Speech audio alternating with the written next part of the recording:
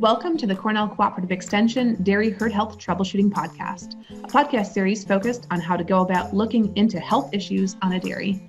Each episode will discuss a different area on the dairy where herd health can be impacted.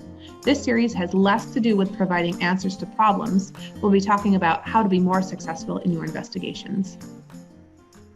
Hello, and welcome to this week's episode of Troubleshooting Herd Health Issues. I am Betsy Hicks, and with me today is Dave Balbian. On today's episode, we are going to discuss challenges related to milk production. The goal for today is to discuss areas that you as a producer can look at on your farm that might be helpful in uncovering where problems might occur. Often, low production isn't just a single problem. It's usually a combination of factors that result in poor cow performance. So in this episode, we'll touch on nutrition, records analysis, and culling. We do want to throw into that we recognize that currently some cooperatives are still imposing milk production caps, but in this episode, we are going to focus on troubleshooting areas where production could be improved. So Dave, let's start with yours and my favorite topic, nutrition.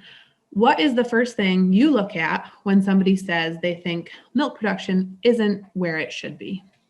Well, there's a lot of things, Betsy, that you can delve into, that's for sure, but I like to start out with the very basics first. To me, the most basic thing is what kind of dry matter intake are we getting on these cows? Is it known? Do we know what intakes are? Is it variable? Is it going up and down? You know, sometimes things aren't always consistent, and we want to take a look at who's doing the feeding, how that whole process is carried out. Do we know the number of cows that are in the pen? Are our dry matters of forages correct? Are there a lot of feed changes that are going on? That whole area of communication between the feeder, the herds person, the nutritionist, the milkers is really critical. And we want to be sure that we don't have empty feed bunks where basically cows would have the opportunity to eat more feed if it was available to them, if it was pushed up, or basically the bunk wasn't empty for too long a period of time during the day. Yeah, I totally agree, Dave, because a lot of times it's not the diet, it's not days in milk, it's not anything wonky. It is like literally what is happening day to day. Like you say, bunks running out, or there was poor communication that this group of cows got moved out of this pen and moved into another pen. And so now our herd pen numbers are all screwed up, but the feeder didn't know. So, just starting in the beginning, like you said, where are intakes? Are they where they should be? And do we have feed in front of cows? I think that's a perfect place to start. Yeah, I mean, those kind of errors will often result in feed bunks being licked clean many hours before the next feeding, or in other cases where there's just a pile of feed left over. And yeah, those are things that can be avoided if we're on top of things. Yeah, the number of times where farms think that their cows are not a feed for more than an hour, but then we go ahead and put in a time-lapse camera and we see that, oh no, it's actually more like 4 or 5 hours overnight. Those things, they don't lie, right? Right, absolutely. Yep. So, I've got a time-lapse camera that my producers can use. We can set up and analyze what's going on, and it's simple. I mean, we can look through some quick video to see what's going on. So yeah, that's a great place to start. Assuming everything's fine in that area, the simple things, we're checking those boxes. What's next? What's the next thing you look at? Well, then I also like to look at, what's the quality of the forage these cows are getting? Is it too high in fiber? In other words, it's poor quality hay crop that's got NDF levels in the 60s. Maybe there was poor fermentation. What's going on with corn silage? Is the moisture where it should be? Did it ferment properly? Kernel processing, was that done correctly? I mean, that's, to me, your forages are the foundation of your diet. And if you're really lacking there, kind of behind the 8 ball right off the get-go. And I mean, certainly in the last 10 years or so, there's been a lot of talk about feeding high forage diets. And high forage diets are great if you got the quality of forage to be able to feed a high forage diet. And I've certainly come across situations where people were trying to feed a high forage diet and the forage was just not good enough to do that and to expect, good production out of the cows. Yeah, they're just getting filled up with fiber, just gut fill, right? They just can't eat enough feed to make the milk production we need them to. It just doesn't happen. So Absolutely. probably in that case, intakes are a little off too, right? Oh yeah, yeah. I mean, they're getting filled up, like you said, and I mean, we've gotten a lot more sophisticated than just looking at NDF. We're looking at NDF digestibility, but that whole package of characteristics, looking at forage quality, is just super critical. Yeah, absolutely. All right. I don't want to pick on the nutritionists. We did a webinar last fall that said, tongue in cheek, it's always the nutritionist's fault. And so I don't want to pick on the nutritionist, but sometimes we need to look at diets, right? Not sometimes, we always should look at our diets. So when we're looking at diets, I want to make sure, do those diets have adequate detail in them? So when our nutritionist is making a change, we can actually see what changed. Are they up to date? So when they made a change, did they give you what the diet is today and make it available to you? And does it reflect what our feeder's doing? What else are we missing with diets sometimes, Dave? Well, I mean, sometimes we're missing some of the details. And I guess I'm as guilty as anybody. I mean, I like to look at the diets that have been formulated, and sometimes we don't always have the detail there. And I think there's got to be communication with the farm owner, the manager, the nutritionist.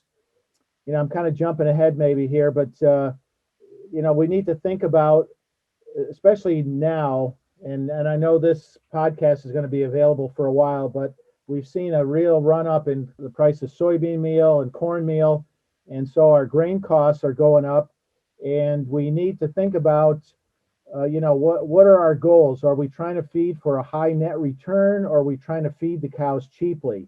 And feeding the cows cheaply doesn't always give us our best net return. So we need to have, kind of a real open lines of communication with the nutritionist and the managers, owners of the farm, to kind of be sure we're all on the same page as far as how we're putting these diets together. We can cheapen up diets a lot of times when financially things get pretty tight, but oftentimes that means it's providing some limitations to the cows. The cows don't really care what the price of feed is or what the price of milk is. They're going to react to how they're managed and how they're fed regardless. So yeah, absolutely.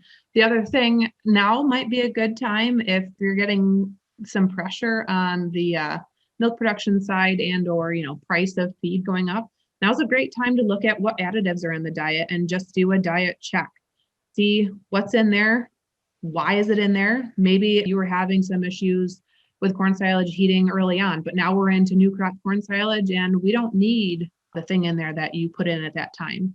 So maybe it's a good time to pull some additives out that aren't required and double check what's the return on the additives that you want to keep in there. Are they doing what you want? Does the reasoning still apply? I think, doing that a couple times a year always makes sense. And right now is a pretty good time to do that. Yeah, I agree. I mean, it's easy to justify putting some type of an additive or product in to solve an issue that you're having, especially when you do see a response and there's no doubt that it's working and paying off.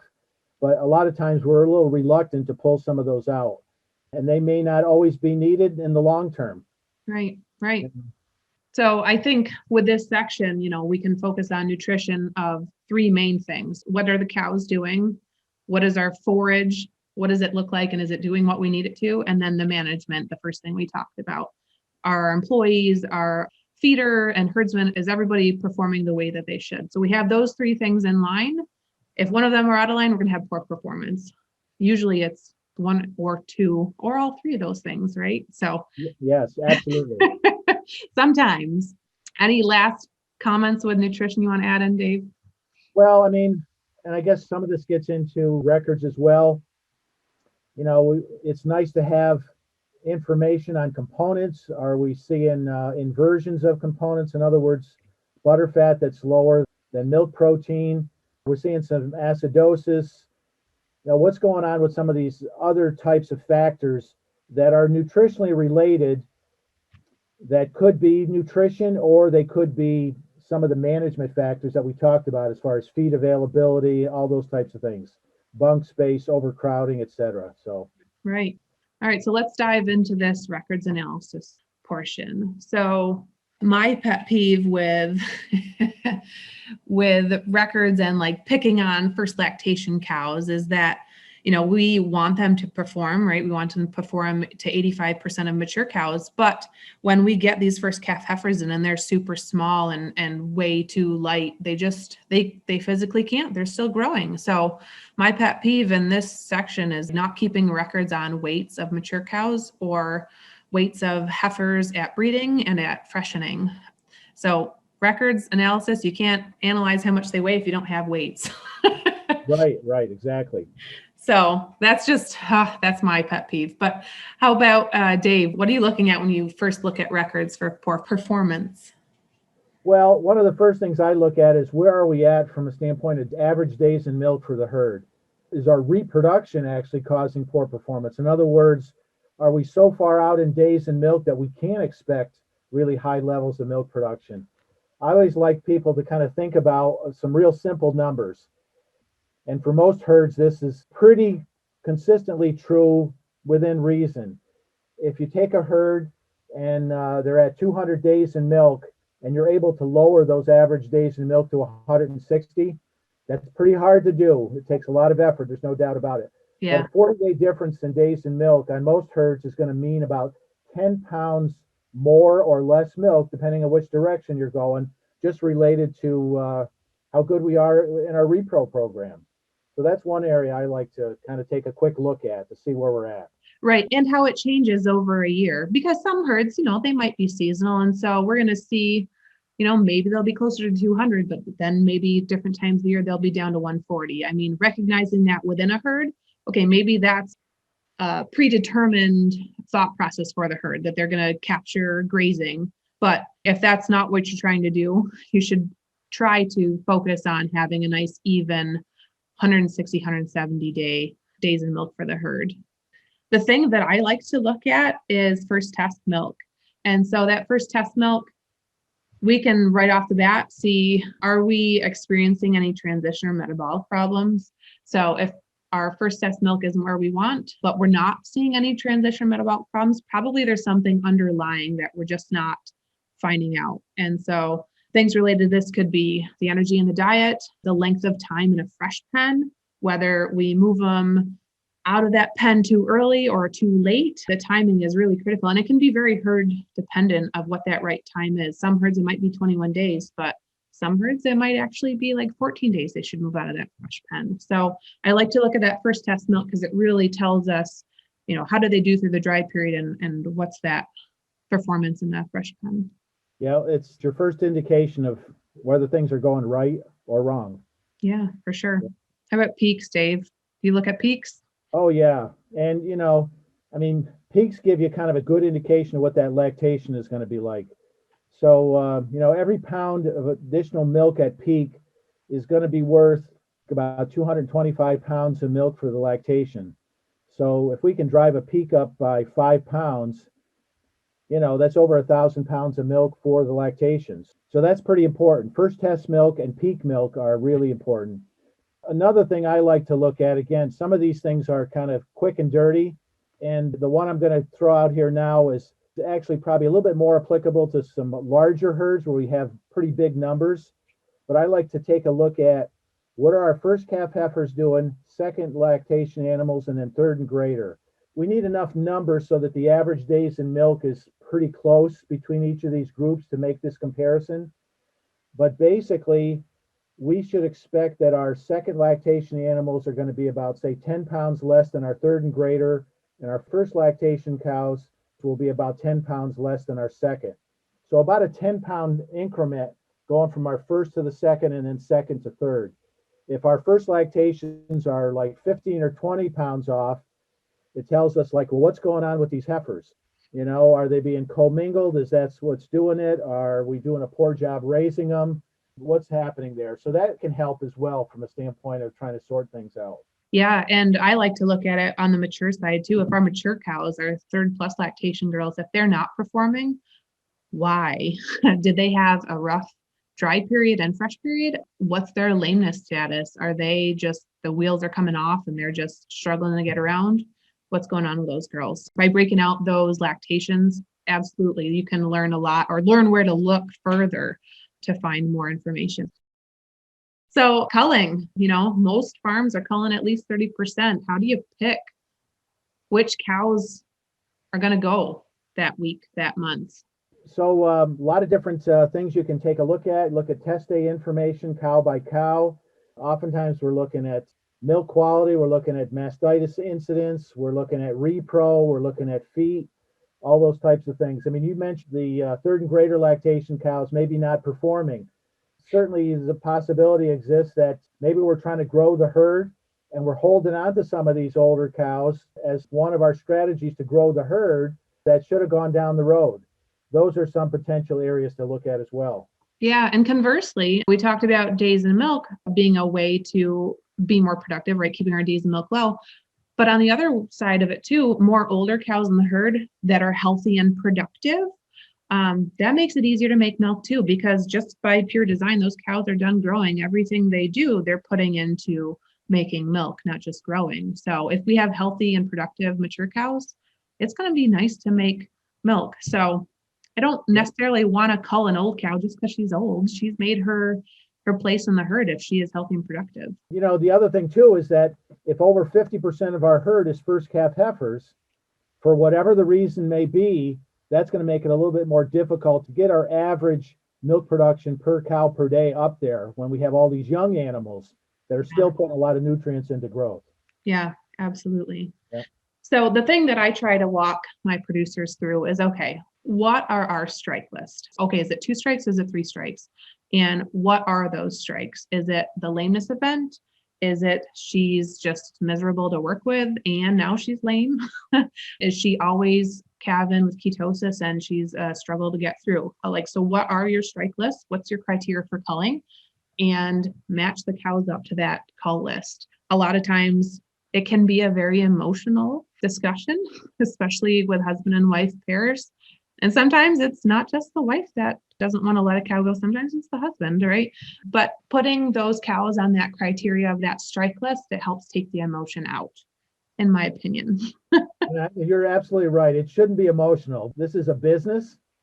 And I don't know, you start treating the cows as pets. Not that you can't have a pet here or there, but if you treat the whole herd that way, it becomes pretty difficult. I have a herd that I work with pretty closely that the wife calls me the hatchet man. Because I'll go through their records and say, well, why is this cow still here? And so over time, they've gotten to the point where I don't ask that question as often anymore. It's a tough conversation to have. And coming in from the outside, it's easier for us to say, cow 598, she's a dog, get rid of her for XYZ reason. But in the back of their mind, they're thinking of, well, I saved her as a heifer. She fell into the pond with the ice on it, and et cetera, et cetera. But at the end of the day, like you say, Dave, we've got to take the emotion out of it and make a good culling decision. Right. It's a business and it's a tough business. Yeah, absolutely. So, all right. I think we've reached about the end of our time for today's episode. Any last parting words for production? The one thing I guess I would say is that the animals' interaction with the facilities can have a big impact as well on production. And look to the future episode. It's going to be totally dedicated to that topic, the cow comfort in facilities and the effect that they can have on production. The other thing I guess I would say is that, you discover some of these issues and you take some corrective action. It takes a while.